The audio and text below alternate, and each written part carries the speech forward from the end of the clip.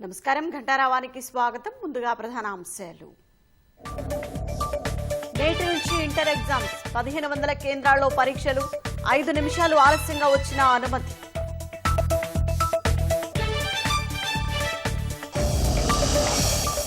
అంతర్గత విభేదాలను సహించేది లేదన్న మీనాక్షి నటరాజన్. సొంత పార్టీ వారిని విమర్శిస్తే వేటు తప్పదని శ్రేణులకు హెచ్చరిక.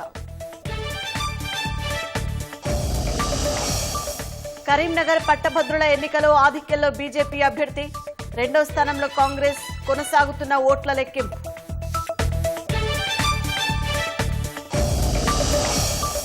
ఎస్ఎల్బీసీ సొరంగంలో సహాయ చర్యలకు ఆటంకాలు. నీటి ఊటతో పనులకు విఘాతం. కన్వేయర్ బెల్ట్తో వ్యర్థాల తరలింపు. గాజాలో యుద్ధానంతర ప్రణాళికకు అరబ్ దేశాల ఆమోదం. 20 లక్షల మంది పాలస్తీనియులకు లబ్ధి చేకూరుతుందన్న ఈజిప్ట్.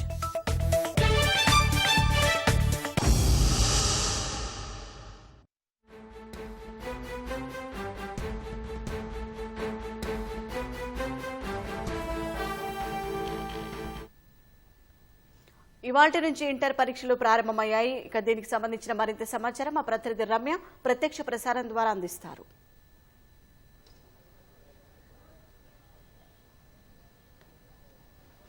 నేటి నుంచి రాష్ట్ర వ్యాప్తంగా ఇంటర్మీడియట్ పరీక్షలు ప్రారంభమయ్యాయి. తొలి రోజు ఇంటర్మీడియట్ మొదటి సంవత్సరం విద్యార్థులకి సెకండ్ లాంగ్వేజ్ పరీక్ష అయితే ప్రారంభమైంది. ఉదయం 9 గంటలకి సరిగ్గా పరీక్ష ప్రారంభమైతే 9:05 వరకు కూడా 5 నిమిషాలు గ్రేస్ పీరియడ్ ఇచ్చి విద్యార్థులు ఎవరైతే ఆలస్యంగా వస్తున్నారో వాళ్ళని ఈ సంవత్సరం పరీక్షలు కూడా అనుమతిస్తున్నారు. అయితే వారం రోజులు ముందుగానే దీనికి సంబంధించిన ఓఎంఆర్ షీట్స్ కావచ్చు, అదేవిధంగా ప్రశ్నాపత్రాలను జిల్లా కార్యాలయాలకు పంపించినటువంటి అధికారులు ఎలాంటి ఇబ్బంది లేకుండా ఉండేందుకు పూర్తి స్థాయిలో ఏర్పాట్లు అయితే చేశారు.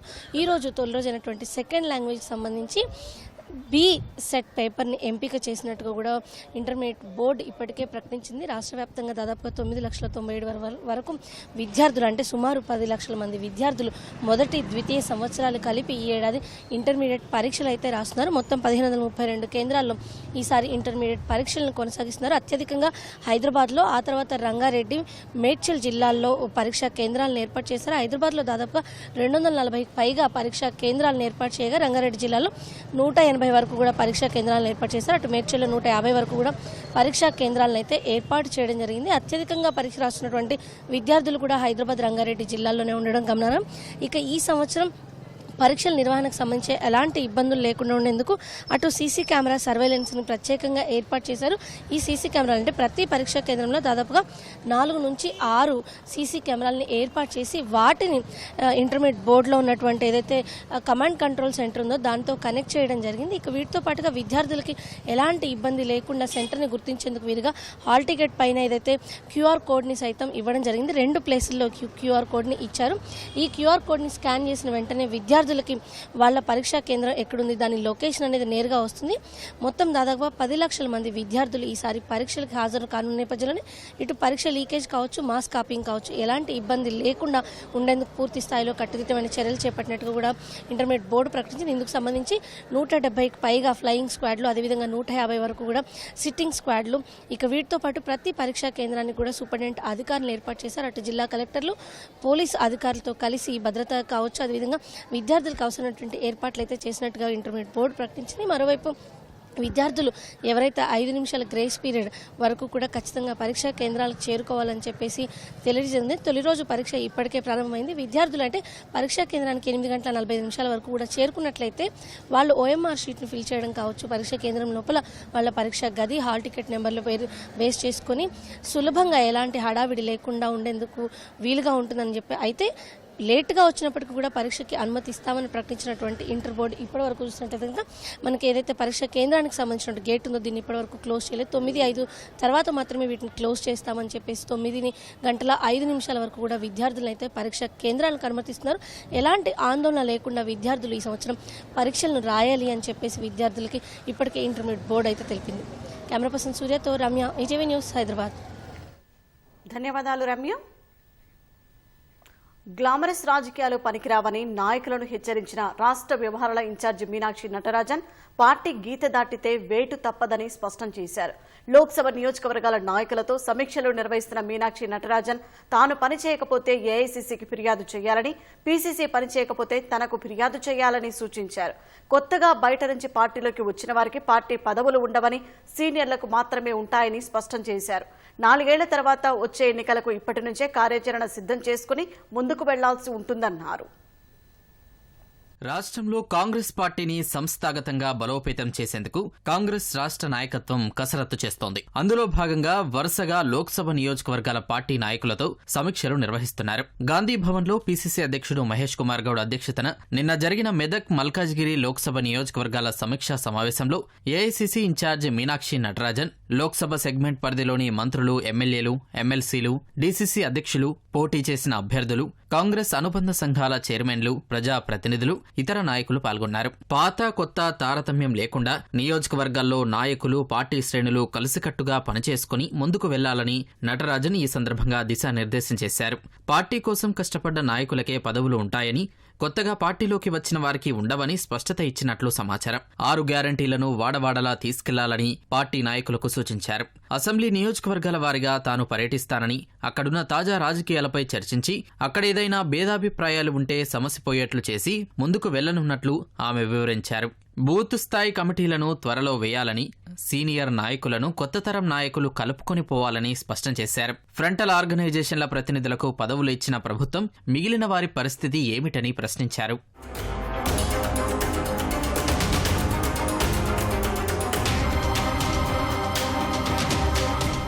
పార్టీలో ఏవైనా అంతర్గత శత్రుత్వాలు ఉంటే 4 గోడల మధ్య పరిష్కరించుకోవాలని సూచించారు. బహిరంగంగా మీడియాతో మాట్లాడడం లాంటివి చేయరాదని, అలా ఎవరైనా చేసినట్లయితే చర్యలు ఉంటాయని ఆమె స్పష్టం చేశారు. 45 ఏళ్లు దాటిన వారికే జిల్లా కాంగ్రెస్ అధ్యక్షులుగా నియమితులవుతారని ఆమె వెల్లడించారు. క్షేత్రస్థాయిలో అధికారులు తమకు సక్రమంగా పలకడం లేదని కొందరు నాయకులు ఆందోళన వ్యక్తం చేశారు. మెదక్ లోక్సభ నియోజకవర్గం సమీక్షలో ఇటీవల కాంగ్రెస్లో చేరిన ఓ ఎమ్మెల్యే వైఖరి పట్ల ఒక మంత్రితో పాటు పలువురు నాయకులు తీవ్ర నిరసన వ్యక్తం చేసినట్లు తెలుస్తోంది. ఆయన పార్టీకి చెందిన కార్యకర్తలను, నాయకులను కలుపుకొని పోవడం లేదని, స్థానిక అధికారులందరూ ఆయన మాటే వింటున్నారని ఫిర్యాదు చేసినట్లు సమాచారం. ఇవాళ ఉదయం 11 గంటలకు గాంధీ భవన్లో అనుబంధ సంఘాల సమావేశం జరగనుంది. మధ్యాహ్నం 2 గంటలకు ఆదిలాబాద్, సాయంత్రం 5 గంటలకు పెద్దపల్లి లోక్సభ నియోజకవర్గాల సమీక్షా సమావేశాలు ఉంటాయని పీసీసీ వర్గాలు తెలిపాయి. పట్టభద్రుల ఎమ్మెల్సీ ఎన్నికల్లో తొలి ప్రాధాన్యత ఓట్ల లెక్కింపు ముగిసింది. 11వ రౌండ్ అనంతరం బీజేపీ అభ్యర్థి ఆధిక్యంలో ఉన్నారు. దీనికి సంబంధించిన మరింత సమాచారం మా ప్రతినిధి మణికేశ్వర్ ప్రత్యక్ష ప్రసారం ద్వారా అందిస్తారు. Shine, good morning. ఉత్తర తెలంగాణలో ప్రధానంగా కరీంనగర్, ఉత్తర తెలంగాణలో ప్రధానంగా ఆదిలాబాద్, కరీంనగర్, నిజామాబాద్, మెదక్లో రెండు రకాల టెన్షన్ వాతావరణం కనిపిస్తుంది. ఒకటేమో ఇంటర్మీడియట్ పరీక్షలు ప్రారంభమవుతున్న టెన్షన్, అందులో విద్యార్థుల తల్లిదండ్రులు, అట్లాగే అధికారుల యంత్రాంగం. రెండో టెన్షన్ ఏమో కరీంనగర్ కేంద్రంగా జరుగుతున్న ఆదిలాబాద్, నిజామాబాద్, కరీంనగర్, మెదక్ పట్టభద్రుల ఎమ్మెల్సీ ఓట్ల లెక్కింపు. అంటే ఇప్పుడు ఇంటర్మీడియట్ విద్యార్థుల పరీక్ష ప్రశాంతంగా కొనసాగుతున్నప్పటికీ ఈ ఎమ్మెల్సీ పట్టభద్రుల ఓట్ల లెక్కింపు మాత్రం ఎవరు గెలుస్తారు ఎవరినడిగి త్రిముఖ పోటీకి దారితీసింది. ఫలితంగా ఉత్తర తెలంగాణ పరిధిలోకి వచ్చే ఆదిలాబాద్, నిజామాబాద్, కరీంనగర్, మెదక్ జిల్లాలో ఒక రకంగా అధికారులను, పట్టభద్రులు, అటు విద్యార్థులు, తల్లిదండ్రులు మాత్రం ఒక ఉత్కంఠభరితమైన సన్నివేశం ఈరోజు ఆవిష్కృతమైంది. ఇప్పటికైతే కరీంనగర్ పట్టభద్రుల ఎమ్మెల్సీ స్థానాన్ని ఓట్ల లెక్కింపు పరిగణలోకి తీసుకుంటే 11 రౌండ్లలో ఓట్ల లెక్కింపు ప్రక్రియ పూర్తయింది. దీంట్లో మరొక రౌండ్ కూడా లెక్కించాల్సి లేదు. మొదటి ప్రాధాన్యత ఓట్ల లెక్కారు. మొత్తం 2,24,000కి వెళ్ళి 2,24,000 ఓట్ల లెక్కింపులు పూర్తిగా ప్రక్రియ మొదటి ప్రాధాన్యత పూర్తయింది. దీంట్లో బీజేపీ అభ్యర్థికి 75,675 ఓట్లు, కాంగ్రెస్ అభ్యర్థి నరేందర్ రెడ్డికి 70,655, బీఎస్పీ అభ్యర్థి హరికృష్ణకు 60,419 ఓట్లు వచ్చాయి. అంటే కాంగ్రెస్ అభ్యర్థి నరేందర్ రెడ్డి పైన బీజేపీ అభ్యర్థి అంజిరెడ్డి 5,110 ఓట్ల ఆధిక్యతతో మొదటి ప్రాధాన్యత ఓట్ల లెక్కింపు పూర్తయ్యేసరికి ముగిసింది. ఇక ఇప్పుడు రెండో ప్రాధాన్యత ఓట్ల లెక్కింపు తీసుకుంటే తప్ప గెలుపు ఎవరిని వరిస్తుందనేది తెలియదు. మొత్తం 56 మంది అభ్యర్థులు బరిలో ఉన్నారు. 56 మంది అభ్యర్థులు బరిలో ఉన్నందున ఇప్పుడు ముగ్గురుకు వచ్చినట్టు బీజేపీ అంజిరెడ్డి, కాంగ్రెస్ నరేందర్ రెడ్డి, బీఎస్పీ హరికృష్ణన్ ముగ్గురిని పరిగణలోకి తీసుకుంటే 2,03,880 ఓట్లు వచ్చాయి. ఇక బరిలో ఉన్న మిగిలిన 53 మందికి వచ్చిన ఓట్లను పరిగణిస్తే 20,120 మాత్రం. అంటే ఇప్పుడు కిందికెళ్ళి ఎలిమినేషన్ ప్రక్రియ 53 మంది నుంచి ఎలిమినేషన్ ప్రక్రియ అంటే తొలగించే ప్రక్రియ తీసుకొస్తారు. వాళ్ళు రెండో ప్రాధాన్యత ఓటు ఎవరికి వచ్చిందని చూసి ఆ ఓట్లను ఎవరికి వస్తే వాళ్ళు కలుపుకుంటూ వస్తారు. ఈ లెక్కన కాంగ్రెస్, బీఎస్పీ, బీజేపీ అభ్యర్థులలో కలుపుకుంటూ వెళ్తే 1,11,672 మ్యాజిక్ ఫీవర్ ఎవరు ముందు చేరుకుంటే వారు విజేతగా ప్రకటించే అవకాశం ఉంది. అందుకే బీజేపీ, కాంగ్రెస్, బీఎస్పీల మధ్య ఒక ఉత్కంఠ నెలకొంది. అయితే ఆ బీజేపీ కాంగ్రెస్కు మధ్య 5,000 తేడా ఉన్నప్పటికీ బీఎస్పీలు మాత్రం బాగా కొంత దూరం ఉన్నది. అతను బీఎస్పీ అభ్యర్థి కూడా ఎలిమినేషన్లో ఉంటారని ఒక రాజకీయంగా ప్రచారం అభిప్రాయం వ్యక్తం అవుతున్నా చివరి నిమిషంలో పట్టభద్రులు ఎవరిని వరించారు ఏంటి అనేది మాత్రం ఉత్కంఠకు దారితీస్తుంది. ఇప్పటికీ 11 రౌండ్ల ఓట్ల లెక్కింపు ప్రక్రియ పూర్తి కావడంతో ఇప్పుడు ఎలిమినేషన్ ప్రక్రియ మొదలు పెట్టడానికి అధికార యంత్రాంగం సిద్ధంగా ఉంది. అంటే ఎలిమినేషన్ అంటే కింది నుంచి ఓట్ల లెక్కింపు జరుగుతుంది. ఇప్పుడు మనం ఉన్న స్టేడియం ఇది ఇండోర్ స్టేడియంలో వస్తున్నారు. కొంతమంది షిఫ్ట్లు చేంజ్ బదిలీ అవుతున్నారు. వాళ్ళందరూ తీసుకెళ్ళిన తర్వాత లోపలికి వెళ్ళిన తర్వాత ఎలిమినేషన్ ప్రక్రియ అంటే మళ్ళీ 53 మంది అభ్యర్థులకు సంబంధించిన ఒక్కొక్కరిని ఎలిమినేషన్ తీసుకుంటూ వచ్చి అందులో రెండో ప్రాధాన్యత ఓటు ఎవరికి వస్తే వాళ్ళకి కలుపుకుంటే అట్లా ఎవరైతే మ్యాజిక్ ఫీవర్ దాడతారో వాళ్ళని విజేతగా ప్రకటించే అవకాశం ఉంది. ఇది కూడా ఇవాళ మధ్యాహ్నం తర్వాత కానీ ఫలితం వచ్చే అవకాశం లేదనేది అధికారికంగా మనకు వెల్లడవుతుంది. మొత్తం మీద కరీంనగర్ కేంద్రంగా జరుగుతున్న కరీంనగర్, ఆదిలాబాద్, నిజామాబాద్, మెదక్ పట్టభద్రుల ఎమ్మెల్సీ స్థానం కోసంపై అందరి దృష్టి కేంద్రీకృతమైంది. ప్రధానంగా కాంగ్రెస్, భాజపా అభ్యర్థుల అంటే పార్టీలోనైతే ఒక రకంగా ఉత్కంఠ లేకుంది. అటు ఏకపక్షంగా సాగుతుందనుకున్న ఎన్నిక జరగలేదు. అటు ముఖ్యమంత్రి రేవంత్ రెడ్డి, ఇటు భాజపాకు సంబంధించిన కేంద్ర మంత్రి కిషన్ రెడ్డి, బండి సంజయ్ హోరావూరుగా తీసుకున్న ఈ వ్యవహారం ఏకపక్షంగా జరగలేదు. ఎవరిని పట్టభద్రులు పూర్తిగా మద్దతు ఇచ్చినట్టు ఇచ్చి అంటే సమానంగా చూసినట్టు పరిస్థితి ఏర్పడింది. ఫలితంగా ఈ రెండో ప్రాధాన్యత ఎవరిని వరిస్తుంది, విజేత ఎవరు ఉంటారనేది ఆసక్తి నెలకొంది. ఇది కరీంనగర్లో జరుగుతున్న పట్టభద్రుల ఎమ్మెల్సీకి సంబంధించిన ఓట్ల లెక్కింపు తీరు. కెమెరామెన్ తిరుపతితో మణి, పోర్టు హైదరాబాద్ స్టూడియో. ధన్యవాదాలు మణికేశ్వర్. ఉపాధ్యాయ ఎమ్మెల్సీగా మల్క కొమరయ్య గెలుపు రాష్ట్ర రాజకీయాల్లో మలుపు చోటు చేసుకుంటుందని బీజేపీ పార్లమెంటరీ బోర్డు సభ్యుడు లక్ష్మణ్ అన్నారు. ఈ విజయం కాంగ్రెస్ పతనానికి నాంది కాబోతుందని జోసిన్ చెప్పారు. ఉపాధ్యాయ ఎమ్మెల్సీగా విజయం సాధించిన తర్వాత మల్క కొమరయ్య బీజేపీ రాష్ట్ర కార్యాలయానికి తొలిసారి వచ్చారు. మల్క కొమరయ్యకు బీజేపీ శ్రేణులు ఘన స్వాగతం పలికాయి. బాణసంచా కాల్చి మిఠాయిలు తినిపించుకుని సంబరాలు జరుపుకున్నారు. ఎంపీ లక్ష్మణ్, పార్టీ రాష్ట్ర సంస్థాగత ప్రధాన కార్యదర్శి చంద్రశేఖర్ తివారీ కొమరయ్యను సన్మానించారు. 317 జీవో దుర్మార్గమైందని మల్క కొమరయ్య అన్నారు. దీనివల్ల భార్య ఒకచోట, భర్త ఒకచోట ఉద్యోగం చేయాల్సిన పరిస్థితి ఏర్పడిందన్నారు. కాంగ్రెస్ ప్రభుత్వం పతనానికి ఇది నాందిగోపోతున్నది. కొమరయ్య గారి యొక్క గెలుపు ఉత్తర తెలంగాణ బీజేపీ కొంచెకోటగా ఇవాళ మారుతా ఉన్నదంటే ఈ టీచర్ ఎమ్మెల్సీ ఎన్నికల చరిత్రలోనే మొదటిసారి 50% అబోవ్ ఓటు సాధించి గెలిచినటువంటి ఏకైక వ్యక్తి మల్కా కొమరయ్య గారు. రెండు పార్టీల వల్ల మోసపోయాము, అది బీఆర్ఎస్ అయినా కాంగ్రెస్ అయినా.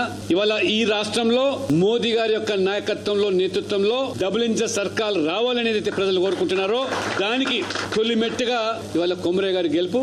ఎడ్యుకేషన్ సెక్టర్ నెగ్లెక్ట్ చేసి రోజు వాళ్ళ ప్రాబ్లమ్స్ ఎక్కువ చేసి ఎక్కువ యూనియన్ అంటే రోజుకొక యూనియన్ వస్తుంది కొత్తది. ఒక ప్రాబ్లం మీద ఒక యూనియన్ స్టార్ట్ అయిపోయింది. అసోసియేషన్స్ 86 అసోసియేషన్స్ ఉన్నాయి. అంటే టీచర్ అనేవాడు వాడు ఫ్రీగా ఉండి క్లాసులు చెప్పే బదులు వాడు ఆయనకి రోజు ఈ ప్రాబ్లమ్ తోనే సతమతవుతుంది. అంటే ఇప్పుడు పిల్లలకి క్లాసులు ఎట్లా చెప్తాడు? ఇప్పుడు మనం 2047లో మన ప్రైమ్ మినిస్టర్ గారి విజన్ ప్రకారం మనం number 1 in the world first position కొట్లాడుతున్నాం. అప్పుడు ఎడ్యుకేషన్ మంచిగా ఉండి మన పిల్లలు బాగుపడుతుంది, మన ఫ్యూచర్ బాగుపడుతుంది. కాబట్టి టీచర్స్ సమస్యలు ఉన్నాయి, మన అందరం కలిసి కొట్లాడాలి. నేను కూడా ఫుల్ ఫ్లెడ్జ్ గా సపోర్ట్ చేస్తున్నా. ఈ విజయం భారతీయ జనతా పార్టీకి, తపస్సు నాకు సపోర్ట్ చేసిన దానికి ఈ విజయం అంతా మన టీచర్స్ కే నేను డెడికేట్ చేస్తా ఉన్నాను. వాళ్ళ ప్రాబ్లమ్స్ అన్ని మనం సార్ట్ అవుట్ చేయాలి. పర్యాటక అభివృద్ధికి తమ ప్రభుత్వం అత్యధిక ప్రాధాన్యత ఇస్తుందని ఉప ముఖ్యమంత్రి భట్టి విక్రమార్క, పర్యాటక శాఖ మంత్రి జూపల్లి కృష్ణారావు తెలిపారు. సచివాలయంలో పర్యాటక, సాంస్కృతిక, పురావస్తు శాఖల బడ్జెట్ ప్రతిపాదనలపై మంత్రులు సమీక్ష నిర్వహించారు. త్వరలో తీసుకురానున్న కొత్త పర్యాటక విధానం ప్రణాళికలకు అనుగుణంగా బడ్జెట్ ప్రతిపాదనలను రూపొందించాలని అధికారులను ఆదేశించారు.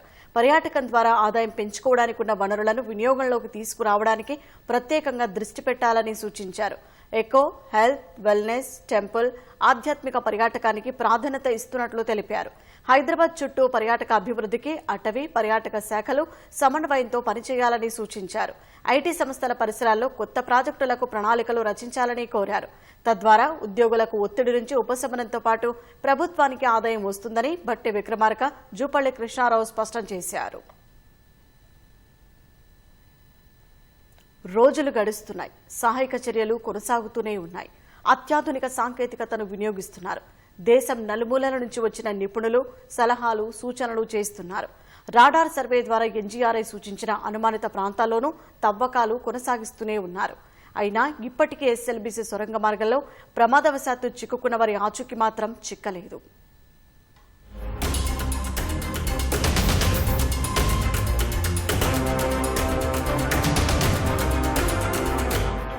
శ్రీశైలం ఎడమగట్టు కాలువ సొరంగ మార్గంలో ప్రమాదవశాత్తు చిక్కుకున్న వారి కోసం సహాయక చర్యలు ఇంకా కొనసాగుతూనే ఉన్నాయి. ఫిబ్రవరి 22న ప్రమాదం జరగ 11 రోజులు గడుస్తున్నా సొరంగంలో చిక్కుకుపోయిన వారి జాడ ఇప్పటికీ లభ్యం కాలేదు. సహాయక చర్యలు మాత్రం కాస్త వేగం పుంజుకున్నాయి. 14 కిలోమీటర్ల సొరంగ మార్గంలో టన్నెల్ బోరింగ్ మిషన్ కట్టరుండే ప్రాంతంలో ప్రమాదం జరిగింది. అక్కడి నుంచి సుమారు 300 మీటర్ల వరకు 3 నుంచి 5 మీటర్ల ఎత్తు వరకు పెద్ద ఎత్తున మట్టి, రాళ్లు, బురదతో కూడిన పూడిక పేరుకుపోయి ఉంది. ఈ శిథిలాల కిందే 2 ఇంజనీర్లు, 2 టీబీఎం ఆపరేటర్లు, 4 కార్మికులు చిక్కుకుని ఉంటారని సహాయక బృందాలు భావిస్తున్నాయి. 1000 క్యూబిక్ మీటర్లలో ఉండే ఆ మట్టిని తరలించాలంటే అక్కడ దెబ్బతిన్న కన్వేయర్ బెల్టును పునరుద్ధరించాల్సి ఉంది. ఎట్టకేలకు కన్వేయర్ బెల్టును మంగళవారం పునరుద్ధరించారు. కన్వేయర్ బెల్ట్ మధ్యలో బంకర్లుంటాయి. అంటే టన్నెల్ చివరి నుంచి మట్టిని తీసుకొచ్చి కొద్ది దూరంలో డంప్ చేస్తారు. మళ్లీ అక్కడి నుంచి మరో బెల్ట్ ద్వారా మరో చోటుకి, అక్కడి నుంచి బయటకు శిథిలాల్ని తరలిస్తారు.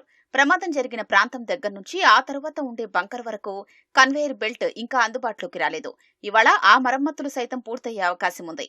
ఈ కన్వేయర్ బెల్ట్తో గంటకు 800 టన్నుల మట్టిని బయటకు తీసుకురావచ్చు.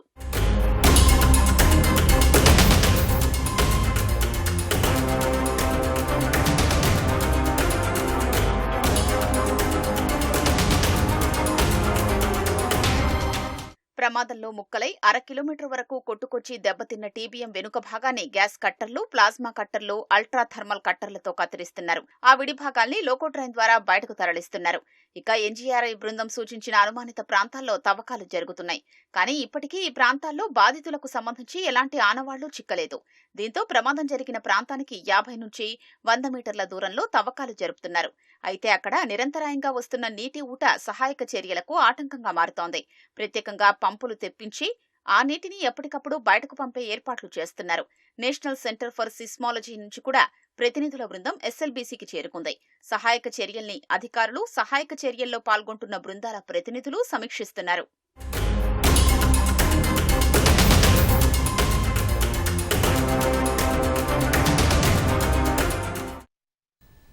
ప్రముఖ సినీ గాయని కల్పన తన ఇంట్లో అపస్మారక స్థితిలో పడి ఉండడం కలకలం రేపింది. భర్తకు ఫోన్ చేసి అపస్మారక స్థితిలోకి వెళ్తున్నానంటూ చెప్పడంతో ఆయన వెంటనే కాలనీ సంఘం ప్రతినిధులకు సమాచారం అందించారు. వారు పోలీసులకు సమాచారం ఇవ్వడంతో వెంటనే చేరుకుని తలుపులు బద్దలు కొట్టి చూడగా ఆమె అపస్మారక స్థితిలో కనిపించారు. పోలీసులు వెంటనే ఓ ప్రైవేట్ ఆసుపత్రికి తరలించారు. క్రిటికల్ కేర్ యూనిట్లో ఉంచి చికిత్స అందిస్తున్నట్లు వైద్యులు తెలిపారు. తమిళనాడుకు చెందిన కల్పన తెలుగు, తమిళం సహా పలు భాషల్లో గాయనిగా ప్రత్యేక గుర్తింపు తెచ్చుకున్నారు. ప్రస్తుతం హైదరాబాద్ కేపీహెచ్పీలోని Nizampet vertex free village gated కమ్యూనిటీలోని విల్లాలో నివాసముంటున్నారు. గతంలో కల్పనకు వివాహమైన 2010లో భర్త నుంచి విడాకులు తీసుకున్నారు. ఆమెకు 18 ఏళ్ల కుమార్తె ఉంది. 2018లో కేరళకు చెందిన వ్యాపారి ప్రసాద్ ప్రభాకర్ను పెళ్లి చేసుకుని 5 ఏళ్లుగా నిజాంపేటలో విల్లాలో ఉంటున్నారు. భర్త తరచూ కేరళకు వెళ్లి వస్తుంటారు. ఎప్పుడూ మానసిక ఒత్తిడికి గురయ్యే కల్పన ప్రశాంతత కోసం తరచూ మాత్రలు తీసుకుంటారు. ఈ క్రమంలో 2 రోజుల క్రితం ఆమె భర్త చెన్నై వెళ్లారు. ఇంట్లో కల్పన ఒక్కరే ఉన్నారు. మంగళవారం సాయంత్రం 4:15 తన భర్తకు ఫోన్ చేసి నేను అపస్మారక స్థితిలోకి వెళ్తున్నాను అని చెప్పారు.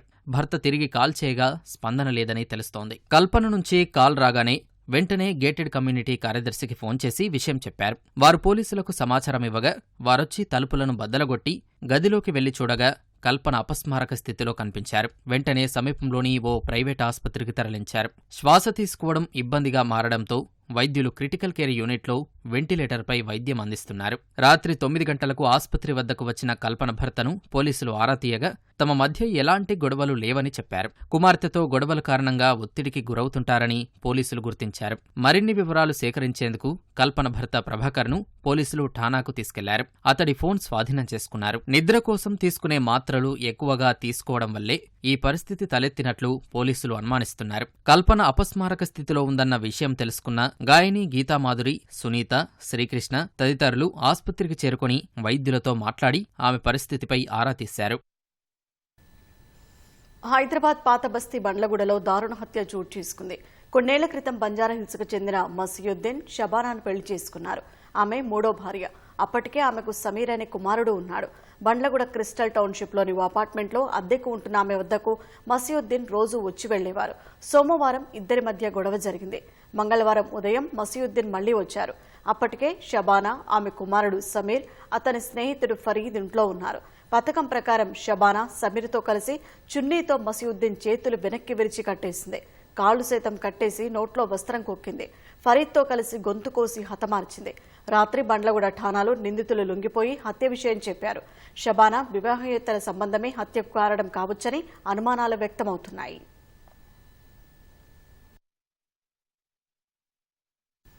మిడ్ మానేరు నుంచి మల్కపేట రిజర్వాయర్లోకి నీటిని విడుదల చేశారు. మిడ్ మానేరు నుంచి మల్కపేట రిజర్వాయర్లోకి నీటి విడుదల చేయడానికి అంతకుముందు సిరిసిల్ల జిల్లా కలెక్టర్ సందీప్ కుమార్ ఝా కోనరావుపేట మండలంలోని Malkapet reservoir gates, under tunnel, pump house, మోటార్లు వ్యవస్థలను తనిఖీ చేశారు.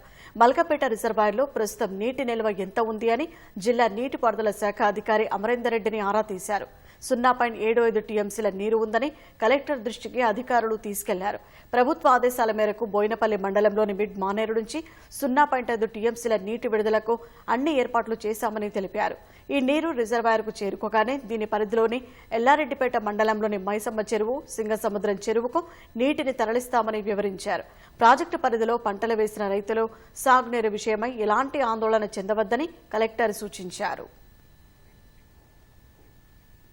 గాజాపట్టీకి సంబంధించి ఈజిప్టు రూపొందించిన యుద్ధానంతర ప్రణాళికను అరబ్ దేశాలు ఆమోదించాయని ఈజిప్టు అధ్యక్షుడు అబ్దెల్ ఫట్టా ఎల్ సిస్సీ తెలిపారు. తమ ప్రణాళిక వల్ల 20 లక్షల మంది పాలస్తీనియులు ఎక్కడికి వెళ్లాల్సిన పనిలేదని చెప్పారు.